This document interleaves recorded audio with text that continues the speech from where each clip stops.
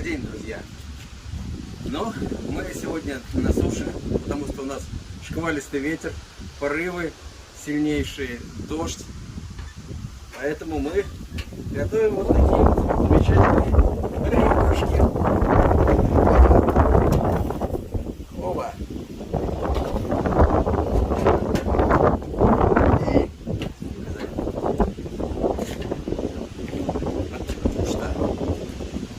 Где должен быть водомоторник, когда идет шквалистый ветер, 15 метров в секунду и все остальное?